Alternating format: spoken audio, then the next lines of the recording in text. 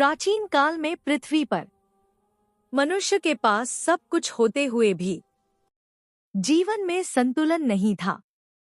कहीं धन था पर विवेक नहीं, कहीं ज्ञान था पर साधन नहीं। देवताओं की प्रार्थना। इस असंतुलन से अधर्म और अहंकार बढ़ने लगे। तब सभी देवता भगवान विष्णु के पास पहुंचे और संसार के कल्याण की प्रार्थना की। वैकुंठ में विष्णु, भगवान विष्णु शांत स्वर में मुस्कुराए और बोले, जहां विद्या और वैभव साथ नहीं चलते, वहां जीवन अधूरा रहता है। माता सरस्वती प्रकट। तभी श्वेत प्रकाश से माता सरस्वती प्रकट हुई। वीणा के मधुर स्वर के साथ उन्होंने कहा, मैं ज्ञान देती हूं, पर ज्ञान बिना विनम्रता अहंकार बन जाता है।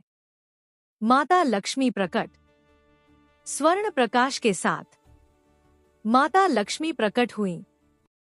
कमल पर विराजमान होकर बोली, मैं धन देती हूं, पर धन बिना धर्म विनाश का कारण बनता है। दोनों माताओं का संवाद। सरस्वती बोली, मेरे बिना धन अंधा है। लक्ष्मी मुस्कुराई, और मेरे बिना विद्या भूखी है। दोनों की शक्तियां एक दूसरे में समा गईं। पृथ्वी पर अवतरण। भगवान विष्णु के आदेश से दोनों माताएं पृथ्वी पर अवतरित हुईं। मानव जीवन की परीक्षा लेने। अहंकारी राजा। उन्होंने एक राजा को देखा जिसके पास अपार धन था, पर करुणा नहीं। माता लक्ष्मी धीरे धीरे उससे दूर होने लगी। वैभव का पतन। धन के साथ राजा का अहंकार भी गिर गया। समझ आया, धन बिना धर्म क्षणभंगुर होता है। तपस्वी ऋषि। दूसरी ओर एक ऋषि थे जिनके पास ज्ञान था, पर वे संसार से कटे हुए थे। माता सरस्वती ने उन्हें सेवा का मार्ग दिखाया। सेवा और संतुलन।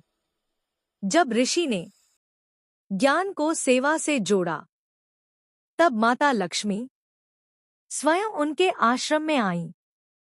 संतुलन स्थापित हुआ। निर्धन विद्यार्थी।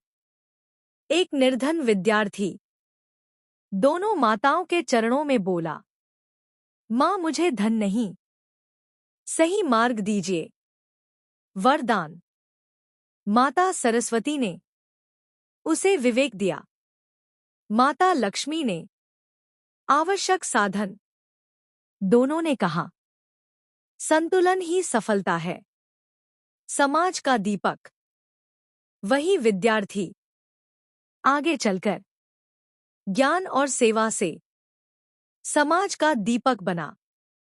न अहंकार, न लोभ, सिर्फ धर्म।